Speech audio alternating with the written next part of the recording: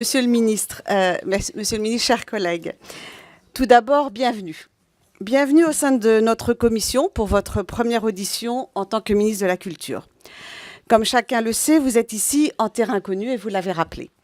Et je ne doute pas que votre connaissance approfondie des dossiers facilitera grandement nos échanges. Comme nous en avons d'ailleurs déjà eu l'occasion de le faire en début de semaine, et je me réjouis d'avoir entendu dans votre intervention des réponses à plusieurs de mes interrogations que j'avais eu l'occasion de formuler. Mais néanmoins, permettez-moi évidemment de réitérer ici de manière plus formelle ces interrogations. Disons-le dès le départ, le budget que vous défendez est stabilisé. Vous avez d'ailleurs employé à l'instant le mot « conforté » et je vous l'accorde bien volontiers. Du moins, bien sûr, aussi, si l'on s'en tient à une comparaison avec les derniers exercices en date. Suivant une perspective plus lointaine, on constate pourtant que les moyens alloués à la culture n'ont eu de cesse de diminuer, occasionnant d'ailleurs une évolution dans la manière avec laquelle certaines structures publiques, et je pense notamment aux musées nationaux, se tournent vers le secteur privé pour développer leurs ressources propres. J'y reviendrai ultérieurement puisque c'est l'objet de mon rapport.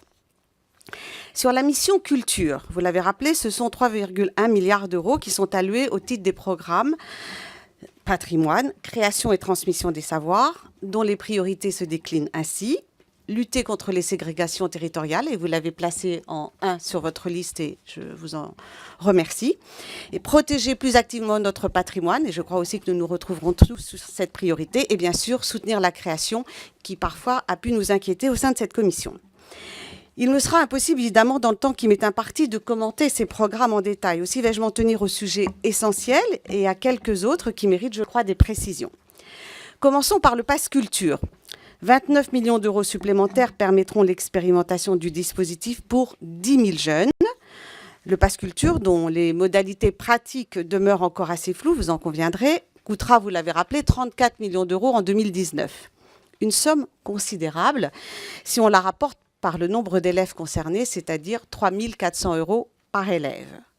Ma première question sera simple. Combien coûtera le dispositif une fois déployé auprès d'une classe d'âge entière ? Vous nous avez parlé tout à l'heure d'expérimentation. Je pense que vous avez raison. Néanmoins, ce projet a été annoncé comme prioritaire par le président de la République et donc ces questions se posent. Et ne craignez-vous pas d'ailleurs que parallèlement, cette montée en puissance du Pass Culture se fasse au détriment d'autres missions. La baisse des moyens alloués à l'enseignement supérieur, je le rappelle, moins 3 millions pour les bourses et aides individuelles et moins 17 millions dans les investissements pour les écoles, n'en est-elle pas un premier exemple ? Et comment expliquez-vous par ailleurs la baisse de 8,5 millions de la ligne politique territoriale et cohésion sociale qui finance le programme Culture près de chez vous ? S'agissant du patrimoine, je salue la volonté de consolider les moyens dédiés à l'entretien des monuments historiques, plus 4 millions d'euros. Il s'agit ici d'un juste rééquilibrage après des années de recul successifs. Le fonds incitatif et partenarial, 15 millions d'euros, en faveur des monuments historiques des collectivités à faibles ressources, sera reconduit en 2019. C'est donc une satisfaction. Et vous l'avez rappelé, 151 opérations de rénovation dans 12 régions en profiteront. Et c'est bien sûr une très bonne chose. Les Français sont attachés à leurs monuments historiques et bien sûr les députés ici présents tout autant. Et le succès du loto du patrimoine est bien sûr là pour en témoigner. Permettez-moi ici, au nom de la délégation et de tous mes collègues, de rendre hommage à Stéphane Bern et à son action. Le tirage spécial devrait d'ailleurs rapporter, vous l'avez rappelé, entre 15 et 20 millions d'euros. Vous avez plutôt penché sur la somme de 20, quand certains hésitaient encore sur le chiffrage. Mais quelle sera d'ailleurs la somme réellement mobilisable après que le ministre des Comptes publics a confirmé le prélèvement des taxes ? Et qu'en sera-t-il de ce dispositif une fois la Française des Jeux privatisée ? En matière d'investissement, je souhaiterais un éclairage sur le projet de rénovation du château de Villers-Cotterêts, même si vous l'avez évoqué à l'instant. Il est question, rappelons-le, d'y créer un lieu dédié à la langue française et à la francophonie. Bien sûr, Monsieur le ministre, nous partageons la même ambition que vous pour le rayonnement de la francophonie, mais à ce stade, hormis son coût estimatif, 110 millions d'euros dont on ne sait pas comment il a été évalué, outre la rénovation du château, couvre-t-il également la création du musée ? Le projet demeure encore assez vague, et notamment son financement. La mission affiche 55 millions d'euros en autorisation d'engagement, la deuxième moitié devant être couverte par le grand plan d'investissement et le mécénat. Avez-vous déjà identifié, même si je sais, monsieur le ministre, que vous venez d'arriver, mais votre administration a-t-elle identifié de possibles partenaires ? Toujours en matière d'investissement, je vous demanderai bien volontiers de vouloir confirmer l'engagement de l'État dans le projet de la Cité du Théâtre, qui, vous le savez, mes chers, et qui doit voir le jour en 2022 dans le 17e arrondissement de Paris, tout autant que dans celui de la nouvelle salle de concert de l'Opéra Bastille. En effet, les crédits inscrits dans le PLF pour 2019 sont faibles, 8,5 millions, au regard du budget total de ce projet. S'agissant du programme Création, le Centre national de la musique est une revendication des professionnels du secteur maintes fois repoussée. Vous l'avez rappelé, votre prédécesseur s'y était montré favorable, je crois le comprendre que vous aussi. Après plusieurs études et rapports, le CNM semble désormais sur les rails. 5 millions d'euros sont censés être inscrits au PLF 2019, même si le terme inscrit, vous le permettrez, est pour moi un peu fort. Impossible en l'état d'en trouver la moindre trace dans les documents budgétaires. Et d'après le rapport de Pascal Bois et d'Émilie Cariou, que je salue ici, nos collègues, il faut trouver 20 millions d'euros pour assurer le fonctionnement du CNM. Une somme qui, chacun l'imagine aisément, ne sortira pas des caisses de l'État. Certains préconisent de consacrer une partie de la taxe sur les opérateurs de communication électronique, qui est aujourd'hui d'ailleurs reversée au budget général, pour le mettre sur le Centre national de la musique. Qu'en pensez-vous ?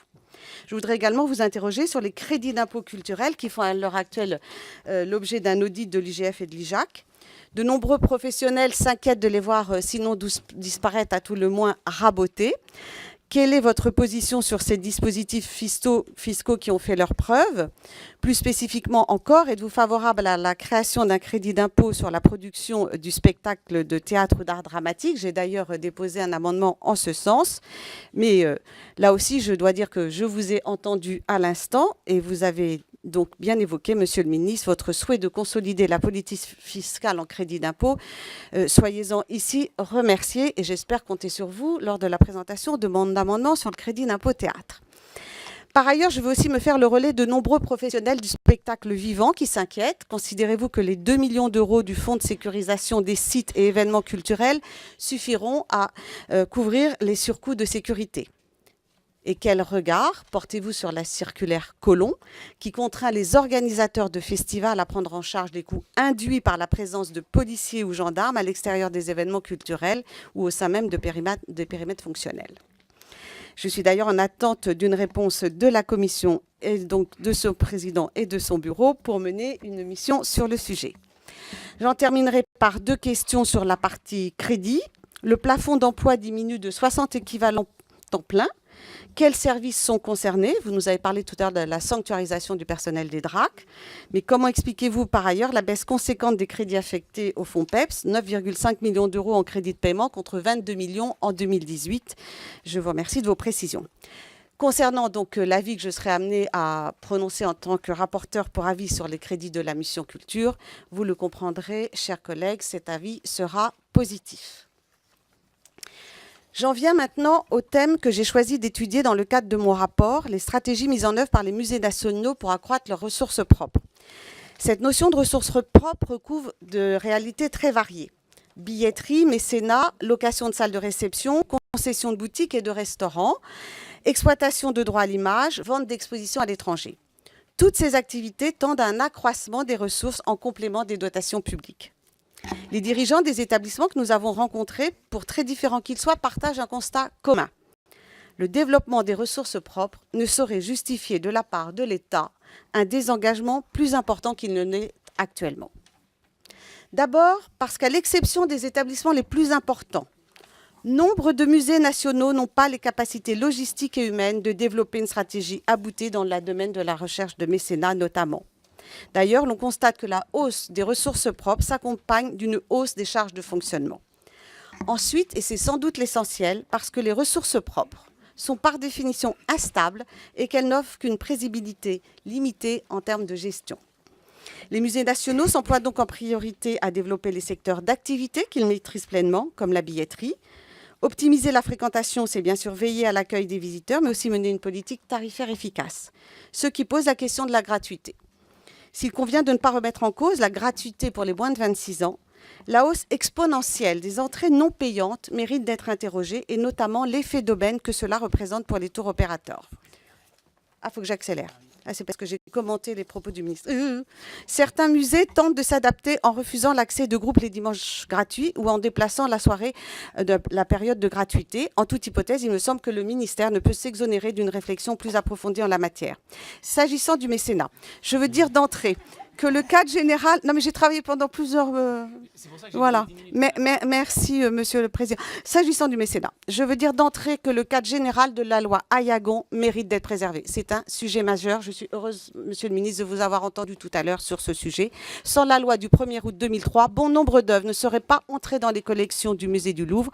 Le mécénat a aussi permis des travaux de rénovation colossaux, que ce soit dans le château de Versailles ou au château de Fontainebleau ou dans bien d'autres lieux. Reste que le dispositif est sans doute perfectible et le régime des contreparties pourrait être amené à évoluer. Est-il normal, en effet, d'imposer au musée des contreparties pouvant atteindre 25% du don, contreparties qui, au passage, se relèvent souvent complexes à mettre en œuvre?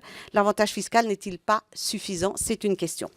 L'amendement du rapporteur général créant une franchise à 10 000 € et un plafond de 10 millions d'euros a été retiré. Le débat est donc remis à plus tard et je m'en réjouis. Mais dans l'attente du rapport de la Cour des comptes que vous avez évoqué, je ne saurais que trop insister sur la nécessité de toucher la loi Aillagon avec la plus grande prudence. S'il est indispensable de faciliter l'accès des petites et moyennes entreprises au mécénat, et c'est d'ailleurs l'objet d'un amendement que j'ai déposé, je pense qu'il serait pour le moins hasardeux de dissuader les plus grandes entreprises par la création d'un plafond. S'agissant d'un mécénat des particuliers, il y a toujours de grands mécènes, ainsi que les associations des amis du musée qui permettent au musée d'acquérir ou de restaurer des œuvres. On aura sûrement l'occasion de revenir plus dans le détail. Je vous laisserai évidemment, chers collègues, découvrir mon rapport qui explique les stratégies employées par les musées en matière de location de salles, tournage, concession, restauration, valorisation de leurs marques, les stratégies déployées, les priorités qui sont bien sûr très différentes d'un musée à l'autre, que ce soit évidemment par leur emplacement, leur taille. Les points forts sont évidemment très différents d'un musée à l'autre. Mon tour d'horizon montre donc néanmoins que c'est d'abord dans la billetterie, dans la location d'espace et dans le mécénat que se trouve les gisements de progression des ressources propres et que doivent porter évidemment les efforts des musées. Mais la recherche des ressources propres ne doit pas supplanter la première mission des musées nationaux, qui est de rendre accessibles à tous les collections qui appartiennent à la nation. Au contraire, l'accroissement de leurs ressources propres doit permettre aux musées nationaux d'amplifier leur mission de service public. Monsieur le ministre, Monsieur le Président, chers collègues, je vous remercie.